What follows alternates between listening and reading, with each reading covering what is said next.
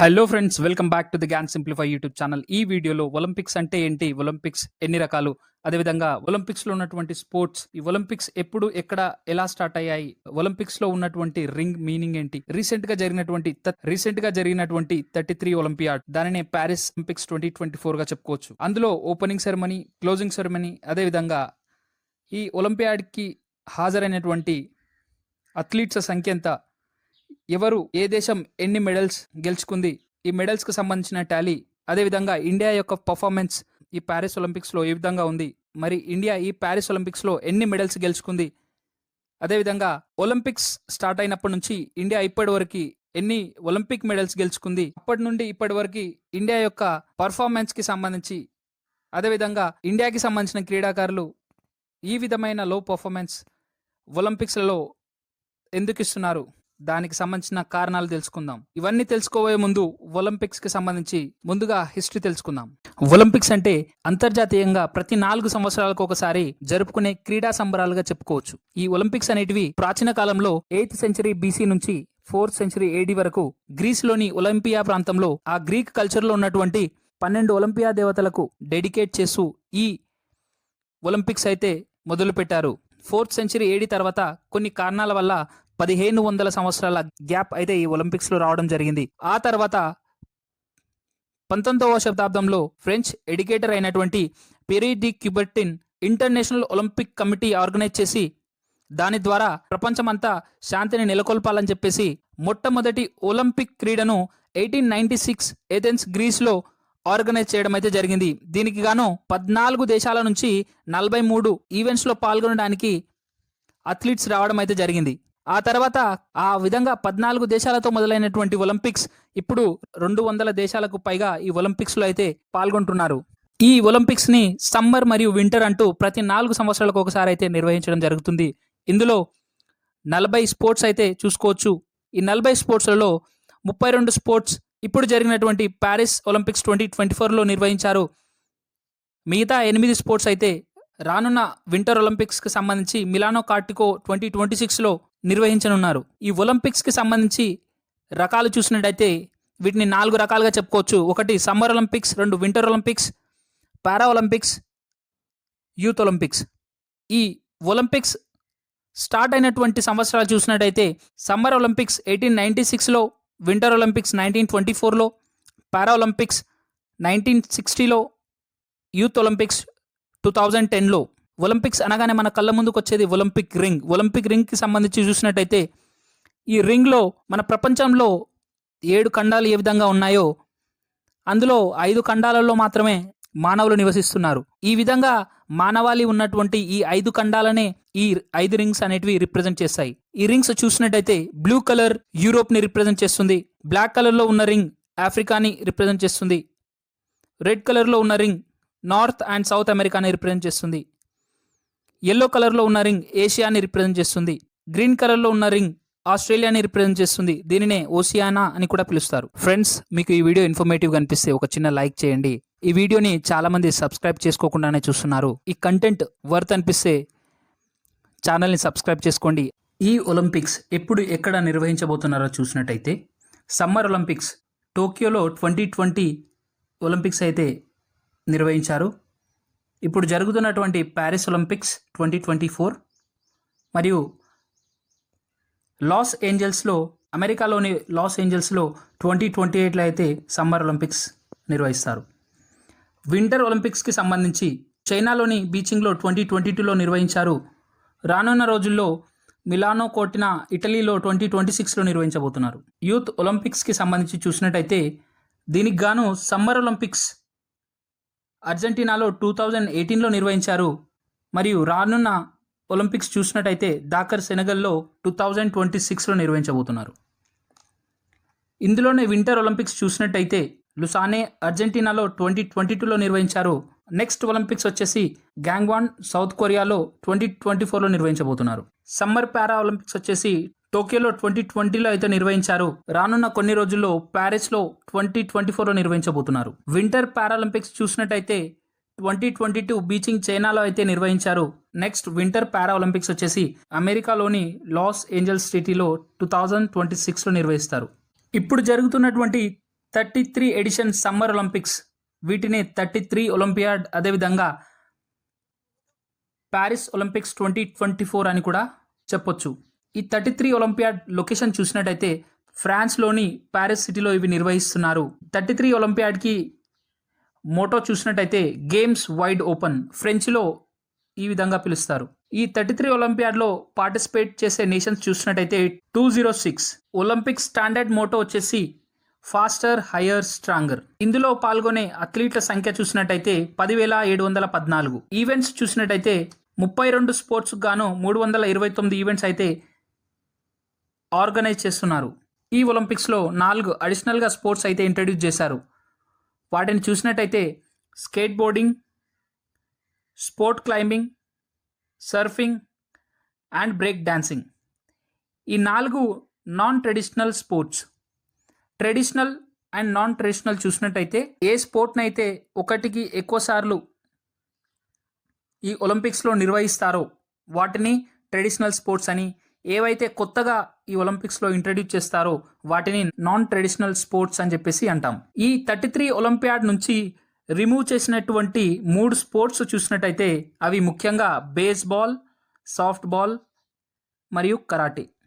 ఈ 3 స్పోర్ట్స్ని అయితే ఈ 33 ఒలింపియాడ్ నుంచి తీసేయడం అయితే జరిగింది.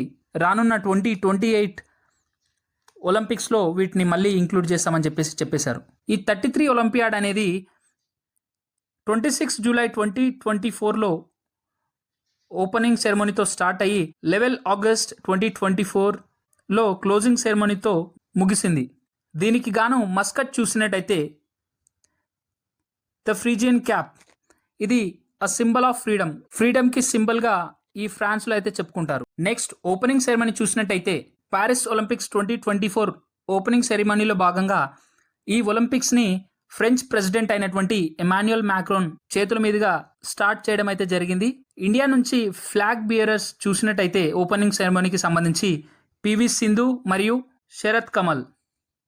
అదేవిధంగా ఇండియన్ కంటింజెంట్ నుంచి ఒలింపిక్ టార్చ్ని ఎవరు పట్టుకున్నారంటే ఫస్ట్ ఇండివిజువల్ గోల్డ్ మెడలిస్ట్ అయినటువంటి అభినవ్ బింద్రా. ఈయన షూటింగ్లో ఫస్ట్ గోల్డ్ మెడల్ అయితే ఇండియాకి తీసుకురావడం జరిగింది. ఈయనైతే ఒలింపిక్ టార్చ్ని హోస్ట్ చేశారు. క్లోజింగ్ సెరమనీ చూసినట్లయితే ఇంటర్నేషనల్ ఒలింపిక్ కమిటీ ప్రెసిడెంట్ అయినటువంటి థోమస్ బ్యాక్ ఆధ్వర్యంలో ఈయన చేతుల మీదుగా ఈ ఒలింపిక్స్ అయితే క్లోజ్ చేయడం జరిగింది. ఈ క్లోజింగ్ సెరమనీకి సంబంధించి ఇండియన్ కాంటింజెంట్ ఫ్లాగ్ బేరర్స్ చూసినట్టయితే 2 బ్రాంజ్ మెడలిస్ట్ మను బాకర్ మరియు హాకీ టీమ్ ప్లేయర్ అయినటువంటి పిఆర్ శ్రీజేష్, వీరిద్దరూ అయితే క్లోజింగ్ సెరమనీకి ఫ్లాగ్ బేరర్స్గా చూసుకోవచ్చు. ఇండియన్ కంటింజెంట్కి సంబంధించి చూసినట్లయితే ఈ సంవత్సరానికి గాను 117 అథ్లీట్స్ అయితే పార్టిసిపేట్ చేస్తున్నారు. ఇందులో 110 కాంపిటీటర్స్ నేరుగా పార్టిసిపేట్ చేయగా 7 మెంబర్స్ అయితే వారికి ఆల్టర్నేట్గా రిజర్వ్లో పెట్టడం అయితే జరిగింది. ఈ 110 కాంపిటీటర్స్ 16 స్పోర్ట్స్ గాను 69 మెడల కోసం అయితే ఈ ఒలింపిక్స్లో పార్టిసిపేట్ చేస్తున్నారు. వీళ్ళతో పాటు 118 సపోర్ట్ స్టాఫ్ మరియు అదేవిధంగా 22 అఫీషియల్స్ అయితే ప్యారిస్ చేరుకున్నారు. వీరంతా ఈ మిషన్కి హెడ్గా గగన్ నరాంగ్ని అపాయింట్ చేశారు మరియు శివకేశవన్ని ఈయన డిప్యూటీగా అయితే నియమించారు. ఇకపోతే ఇండియా యొక్క మెడల్స్ అనేటివి ఒలింపిక్స్ స్టార్ట్ అయినప్పటి నుంచి ఇప్పటి వరకు ఎన్ని మెడల్స్ సంపాదించిందో చూసినట్టయితే అందులో 10 గోల్డ్ మెడల్స్, 10 సిల్వర్ మెడల్స్ మరియు అదేవిధంగా 21 బ్రాంజ్ మెడల్స్ అయితే చూసుకోవచ్చు. ఈ 41 మెడళ్లలో ప్యారిస్ 2024లో జరిగినటువంటి 5 బ్రాంజ్ మెడల్స్ మరియు 1 బ్రాంజ్ మెడల్ కూడా ఇంక్లూడింగ్గా చేసి చెప్పేశాను. ఈ ప్యారిస్ ఒలింపిక్స్కి సంబంధించి 16 స్పోర్ట్స్ చూసినట్టయితే archery, athletics, badminton, boxing, equestrian, field hockey, golf, judo, rowing, sailing, shooting, swimming, table tennis, weightlifting, wrestling.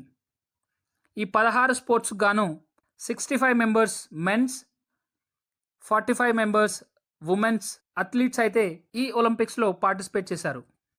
ఐఓఏగా చెప్పుకోవచ్చు. దీనినే ఇండియన్ ఒలింపిక్ అసోసియేషన్ అని అంటాం. ఈ ఇండియన్ ఒలింపిక్ అసోసియేషన్ 1927లో అయితే ఫామ్ చేశారు మరియు దీని హెడ్ క్వార్టర్ వచ్చేసి న్యూఢిల్లీలో ఉంది. దీని ప్రెసిడెంట్ చూసినట్టయితే పిటి ఉషా గారు.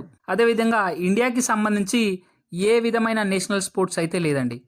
ఇప్పటి వరకు ప్రతి దేశానికి ఆ దేశాన్ని రిప్రజెంట్ చేస్తూ ఒక నేషనల్ స్పోర్ట్స్ అయితే ఉంది. కానీ ఇప్పటి వరకు ఇండియాకైతే ఒక్క నేషనల్ స్పోర్ట్స్ కూడా లేదు. ఇండియా అనేది ప్రతి స్పోర్ట్స్ని తన నేషనల్ స్పోర్ట్స్గా, మరి అదేవిధంగా ప్రతి స్పోర్ట్స్లో భాగం తీసుకోవాలని చెప్పేసి ఇప్పటివరకు మన ఇండియాకైతే ఇండియన్ నేషనల్ స్పోర్ట్స్ అయితే లేదు. నెక్స్ట్, ఈ ప్యారిస్ ఒలింపిక్స్కి సంబంధించి మెడల్స్ టాలీ చూసినట్టయితే ఇండియా ఈ ప్యారిస్ ఒలింపిక్ ర్యాంకింగ్లో 71 పొజిషన్లో అయితే ఉంది. 71 పొజిషన్లో ఒక సిల్వర్ మరియు 5 బ్రాంజ్ మెడల్స్తో టోటల్ 6 మెడల్స్తో 71 పొజిషన్లో అయితే రావడం జరిగింది. ఇకపోతే ఎక్కువ మెడల్స్ సాధించిన దేశాలను చూసినట్టయితే యునైటెడ్ స్టేట్స్ ఆఫ్ అమెరికా, ఇది 40 gold medals, 44 bronze medals, 44 silver medals మరియు 42 బ్రాంజ్ మెడల్స్, మొత్తం 126 మెడల్స్ తన ఖాతాలో వేసుకుంది. సెకండ్ పొజిషన్లో చైనా 40 గోల్డ్, 27 సిల్వర్, 24 బ్రాంజ్ మెడల్స్తో 91 మెడల్స్ అయితే చేజిక్కించుకుంది.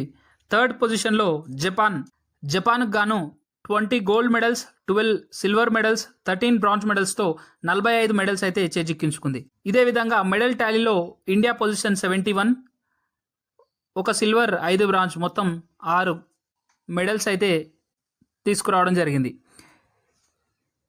ఈ ఒలింపిక్స్లో అత్యధిక మెడల్స్ తీసుకున్నటువంటి ఇండివిజువల్ ప్లేయర్స్ని చూసినట్టయితే లియోన్ మర్చంట్, ఈవిడ 5 మెడల్స్ అయితే తీసుకోవడం జరిగింది. ఇందులో 4 గోల్డ్ మెడల్స్గా మనం చెప్పుకోవచ్చు.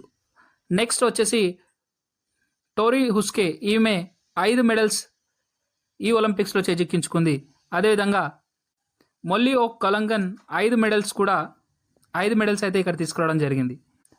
సైమన్ బైల్స్ 4 మెడల్స్ అయితే ఈ ప్యారిస్ ఒలింపిక్స్లో చేజిక్కించుకున్నారు. ఇకపోతే భారతదేశంలో 140 కోట్లకు పైగా జనాభా ఉన్న ఈ భారతదేశంలో ఈ 6 మెడల్స్ రావడం ఒక ఆశ్చర్యకరమైన విషయమే. ఎందుకంటే మన భారతదేశంతో ఇతర దేశాల యొక్క పాపులేషన్ చూసినట్టయితే చాలా తక్కువగా చెప్పుకోవచ్చు. అయితే ఈ విధమైన లో పర్ఫార్మెన్స్ గల కారణాలు చూసినట్లయితే ఇందులో మొట్టమొదటగా ల్యాక్ ఆఫ్ ఇన్ఫ్రాస్ట్రక్చర్. ఇండియాలో స్పోర్ట్స్కి సంబంధించినటువంటి ఇన్ఫ్రాస్ట్రక్చర్ అనేది అనుకున్న రీతిలో లేకపోవడమే దీనికి ఒక కారణంగా చెప్పుకోవచ్చు. అదేవిధంగా లిమిటెడ్ ఫండింగ్.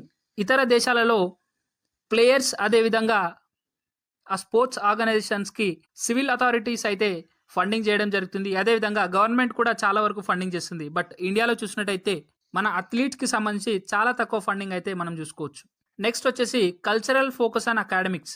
మన తల్లిదండ్రులు మనల్ని చదివించాలనుకుంటారు, స్పోర్ట్స్కు దూరం పెడుతూ మనల్ని ఎక్కువగా అకాడమిక్స్లో ఇన్వాల్వ్ చేసి చదివే మన జీవితానికి అంకితం ఇస్తారు. Poor talent identification. ఇప్పుడున్నటువంటి premier volleyball league, pro kabaddi leagues వంటి talent identification organisations, talent identification events అయితే మన దేశంలో మిగతా స్పోర్ట్స్కి సంబంధించి చాలా తక్కువ వరకు అయితే కండక్ట్ చేశారు. ఇదొక బ్యాక్డ్రాప్గా మనం చెప్పుకోవచ్చు. ఇన్ఎఫిషియంట్ స్పోర్ట్స్ అడ్మినిస్ట్రేషన్, అదేవిధంగా ఇన్అడెక్వేట్ కోచింగ్ క్వాలిటీ. ఒలింపిక్స్లో నిర్వహించే స్పోర్ట్స్కి సంబంధించి మన భారతదేశంలో కోచింగ్ క్వాలిటీ తక్కువగా ఉంటుందని చూసుకోవచ్చు. ఇకపోతే ఇప్పుడున్నటువంటి ఇండియన్ అథ్లీట్స్కి కోచింగ్ ఇవ్వడానికి కోచెస్ మాత్రం మనం ఫారెన్ కంట్రీస్ నుంచి తీసుకురావడం అయితే జరిగింది. ఈ కోచింగ్ క్వాలిటీ అనేది మన భారతీయులలో లోపిస్తుందని చెప్పుకోవచ్చు. నెక్స్ట్ చూసినట్టయితే ఇన్సఫిషియంట్ ఇంటర్నేషనల్ ఎక్స్పోజర్. మనం అంతర్జాతీయంగా చాలా తక్కువ మోతాదులో మన క్రీడాకారులను పంపిస్తాం. అదేవిధంగా తక్కువ ఎక్స్పోజర్ అనేది మన ఇండియన్స్కి ఉంటుంది. ఇదొక కారణంగా కూడా చెప్పుకోవచ్చు. నెక్స్ట్ చూసినట్టయితే societal pressure on career choice. మన ఇంటోళ్ళ కంటే మన చుట్టుపక్కల వాళ్ళు మన జీవితంలో ఎక్కువ ఇంట్రెస్ట్ తీసుకుంటారు, చదవట్లేదు ఆడుతున్నావంటూ. ఈ విధమైన ప్రెజర్ వల్ల జీవితంలో సెటిల్ అవ్వాలని ఒక ఆంక్షతో ఎంతోమంది ఈ స్పోర్ట్స్లో టాలెంట్ ఉన్నా, స్పోర్ట్స్ అంటే ఇష్టం ఉన్నా ముందుకు రాలేకపోతున్నారు.